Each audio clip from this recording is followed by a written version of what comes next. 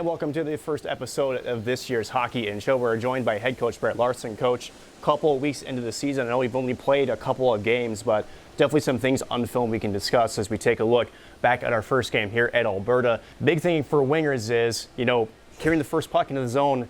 It's the guy without the puck that's the most important. Yeah, you can see here on this clip that Jake Wallen drives the net, opens up some space for Nick Paling to cut the middle, get a grade A. Obviously, you have to drive a defenseman back to create that space.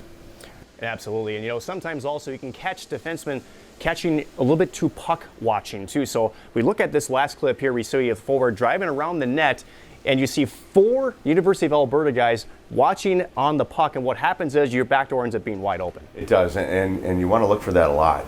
It's a tendency of most teams defending, and you know what, we work on it as far as our defending. Our defensemen having a head on a swivel, making sure they know what's behind them, what's on the weak side of the net. Actually, this week, playing Northeastern, we're going to see a team that's really good at throwing those pucks to the weak side of the net and trying to lose guys, so it'll be important for us to defend it.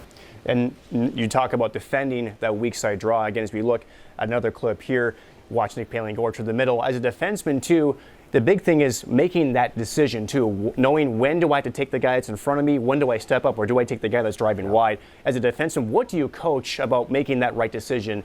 Or, I suppose, the worst thing, getting caught in the middle of making a decision. Well, the worst thing you can do is exactly what you just said, is not make a decision and get caught flat-footed, kind of stand and watch. And you have to try to judge who the most dangerous player is, right? And a lot of times that is the backside guy, because if it comes to a guy that's in front of the goalie's usually set there ready to take the shot. If it gets through to somebody in the backside where the goalie's got to move laterally, that's their best chance of scoring. So you want to make sure you don't give up those plays that create a quick lateral pass and a good opportunity for the other team. We're going to talk a little bit about the breakout adjustments, because Bemidji State loves to pressure you hard. They love to take away, especially that DDD pass. I'm talking about the 1-2-2 forecheck, and as in your defensive zone posture, how you're able to read that correctly, starting out from your defenseman and making that right first and second pass. Well, the one thing about a good 1-2-2 forecheck, especially Bemidji on their sheet, their F2 is coming right down the wall and sealing that. Friday night, we kept trying to get the puck up the strong side wall. It just wasn't there, and they did a good job of taking away the pop play to the center. So we really worked on trying to go D to D behind the net, having their F3 come down the wall.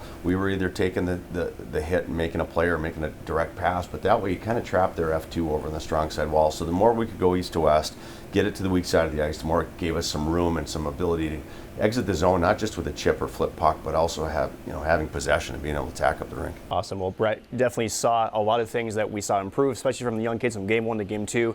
A nice big weekend coming against Northeastern. Should be a good one. Thanks for joining us. Yeah, thank you.